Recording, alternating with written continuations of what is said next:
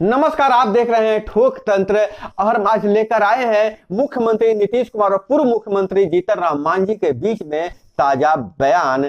तो ताजा जो विवाद होना हुआ है उसकी बातें हम लेकर आए हैं। दोनों बयान हम आपको सुनवाने वाले हैं और दोनों ने क्या कहा आप खुद देखिएगा और खुद सुनिएगा। और मैं आपको बता दूं कि मुख्यमंत्री नीतीश कुमार पिछले 2 दिनों से लगातार विवादों में है।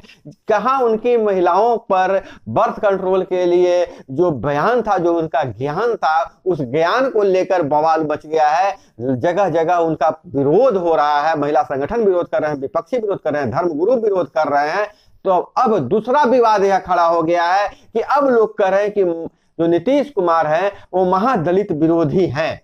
नीतीश कुमार जीतन राम मांझी के लिए तू तड़ाक का भाषा का प्रयोग किया और उन्हें जमकर लताड़ा, जिससे के जवाब में जीतन राम मांझी ने भी मुख्यमंत्री के लिए शब्द बोले। मुख्यमंत्री को यहां तक बता दिया कि मुख्यमंत्री मानसिक संतुलन खो दिए हैं। तो आइए देखिए मुख्यमंत्री, पहले देखते हैं कि मुख्यमंत्री ने क्या कहा, उसके बाद देखते हैं कि मांझी ने मीडिया में आकर क्या कहा। अरे सुनो रे यार, कुछ जानते हो बजो। हम इसको बना दिए। इसके बाद जितना मेरी पार्टी का लोग था सब हमको 2 ही महीना में कहने लगा कि गड़बड़ है, इसको हटाइए। और अंत में हमको बाध्य किया, फिर हम बन गए थे। कहता रहता है कि ये भी मुख्यमंत्री थे। अरे क्या मुख्यमंत्री था? ये तो मेरी मूर्खता से मुख्यमंत्री बना। आप ऊपर वाला भी जान लो। आप बिना मतलब का रोज इसको पब्लिश करते हो। वही नीतीश कुमार हैं जो पहले थे, आज से कुछ दिन पहले। आज लगता है कि वो दूसरे रूप में यहाँ परोसे गए, दूसरे रूप में आए। हमको लगता है कहीं न कहीं उनकी दिमाग में कोई कमजोरियाँ है, इसके चलते वो ऐसा बोल रहे हैं। और हम उनके बारे में कहना चाहते हैं, वो बार बार तुम ताम की बात करते हैं। आप जोड़ लीजिए, 1985 में वो विधायक बने, हम 1980 से विधायक हैं। उम्र में वो 74 साल के हैं, उम्र में हम 80 साल के हैं। तो वैसी परिस्थिति में तुम ताम करना कहाँ का उचित है? उसमें भी पिछड़ा वर्ग के लोगों के लिए नामांकन में आरक्षण का विषय था। हम इस पर बोलना चाह रहे थे पहले, जब सेवाओं में इन सब लोगों की नियुक्ति का जो प्रश्न आया संशोधन का, चूंकि कथित रूप में इनका जो जातीय जनगणना जो किया है उस पर इन्होंने आगे बढ़ने का काम किया। हमने पहले ही कहा है कि ये जातीय आधारित गणना जो हुई है एक कागजी हुई है, धरातल पर कोई गया नहीं है। और हर समाज में जिसको कम होना चाहिए उसको ज़्यादा किया गया है और जो ज़्यादा है उसका कम दिखलाया गया है। और धरातल पर अगर जाते तो सारी बात होती। ये कहना चाहते थे हम उस विधेयक पर, वहाँ पर माननीय अध्यक्ष महोदय हमको बोलने नहीं दिए। फिर जब ये आरक्षण की बात आई, नामांकन की बात आई शैक्षणिक संस्थाओं में, उस पर हमको बोलने का मौका दिया तो हम बोल रहे थे। हमने ये कहा कि हम आरक्षण दे देते हैं, नामांकन का नियम बना देते हैं, लेकिन क्या हम किया है? बाबा भीमराव अंबेडकर में जब आरक्षण की बात दी थी तो हर 10 वर्ष पर समीक्षा की बात उन्होंने की थी। आज तक समीक्षा कोई नहीं किया है। यही बात हमने उठाया और हमने कहा कि गजेटेड ऑफिसर जो शेड्यूल टाइप्स हैं उनका रोस्टर 1971 से लागू है और उस समय से आज तक कम से कम 16% आरक्षण मिलना चाहिए था प्रमोशन में, लेकिन आज मात्र 3% आरक्षण है। 16% करने में बहुत समय लगेगा, ये हम कहना चाह रहे थे।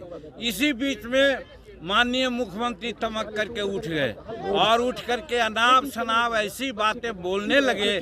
हमको तो आश्चर्य हुआ कि वही नीतीश कुमार हैं जो पहले थे, आज से कुछ दिन पहले।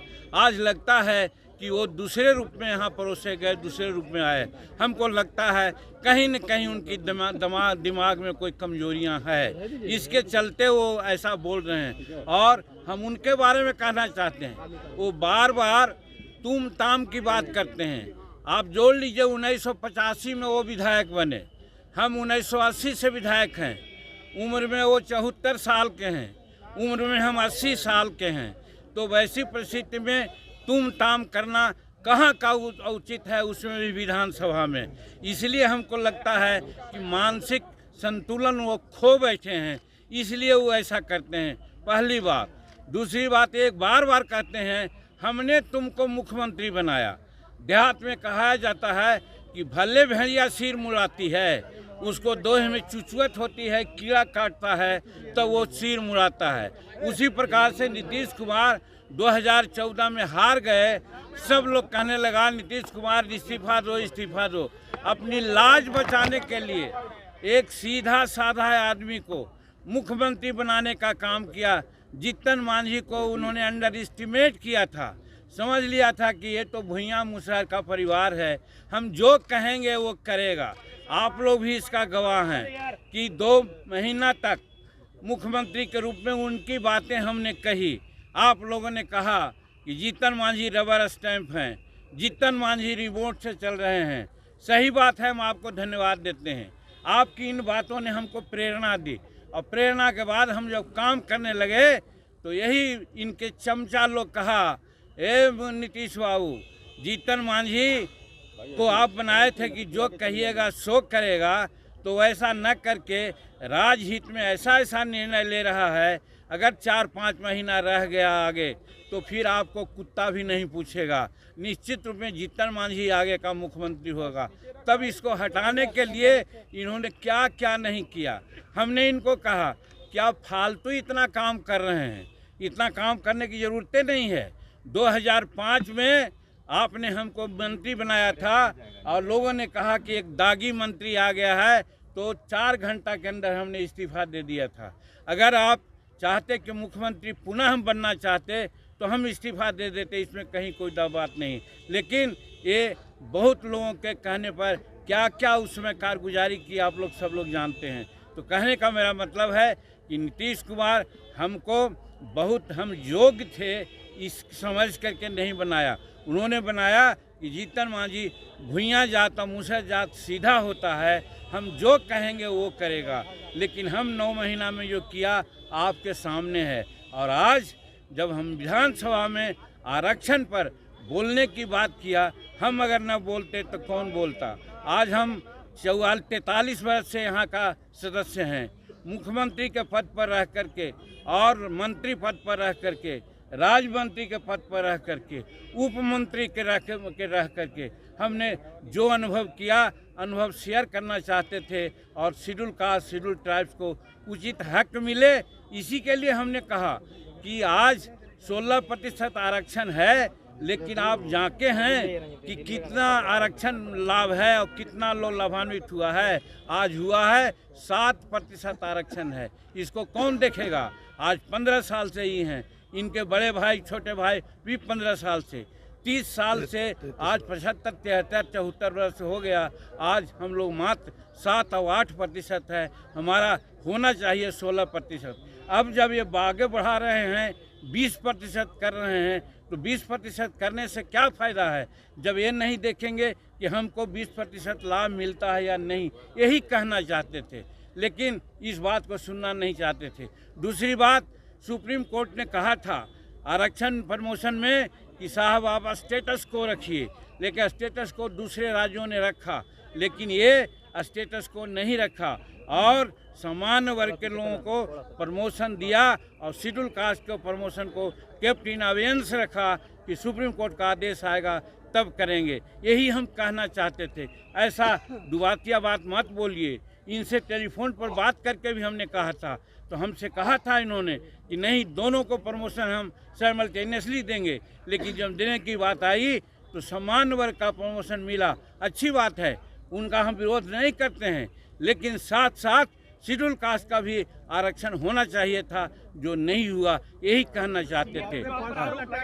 आगे आप लोगों के माध्यम से यही अनुरोध करना चाहते हैं कि इन सारी बातों को पब्लिक डोमेन में रखें। हम भी भारत सरकार के गृह मंत्रालय में या पर्सनल विभाग में या राज्य सरकार के अन्य राज्यपाल महोदय से मिलेंगे और कहेंगे कि ऐसे मुख्यमंत्री जिनका दिमाग लगता है कि अब कहीं दूसरे जगह चला गया है, इनको बर्खास्त कीजिए, यहाँ राष्ट्रपति शासन लगाइए और ताकि यहाँ बिहार की जनता को लाभ मिले और न्याय मिले। यही आगे हम लोग करेंगे।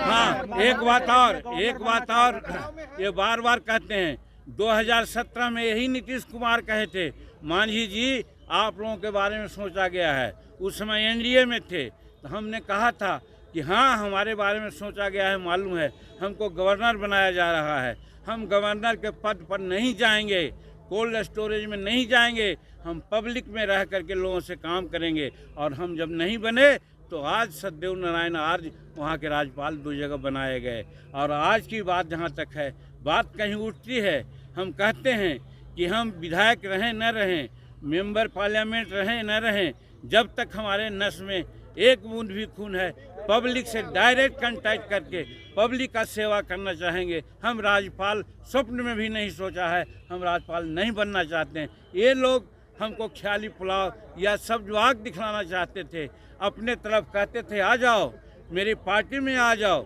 हम क्यों उनके पार्टी में जाते?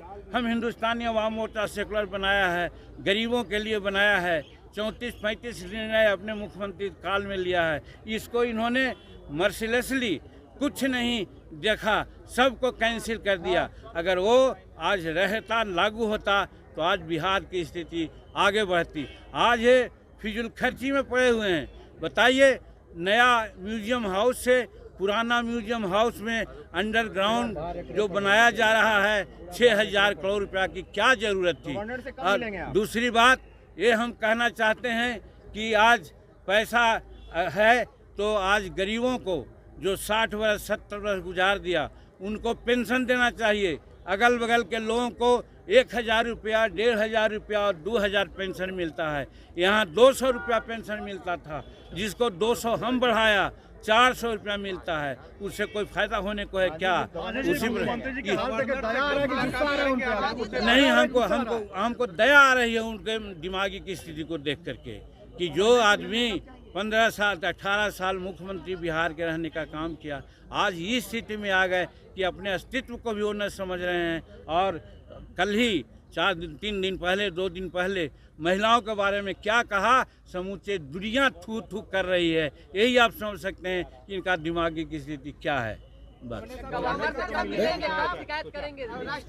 हम लोग अभी कहा कि हम लोग राज्यपाल के यहाँ जाएंगे और सारी बात को उनसे समय लेकर के बात करेंगे। कुछ तनाव में है क्या नीतीश कुमार? अब वो अलग। तो यह देखिए, दोनों का बयान आप लोगों ने सुना। अब आपको तय करना है कौन सही है कौन गलत है। क्या यह मुख्यमंत्री को ऐसा बोलना सही था और क्या मांझी जी सही कह रहे हैं? अब अपनी राय कमेंट में जरूर दीजिएगा, वीडियो को लाइक जरूर कीजिएगा और इसी तरह से मुद्दों के लिए हर मुद्दे पर हम आपसे बात करते रहेंगे। तब तक के लिए दीजिए इजाजत, मिलते हैं अगले वीडियो में। जय हिंद, वंदे मातरम।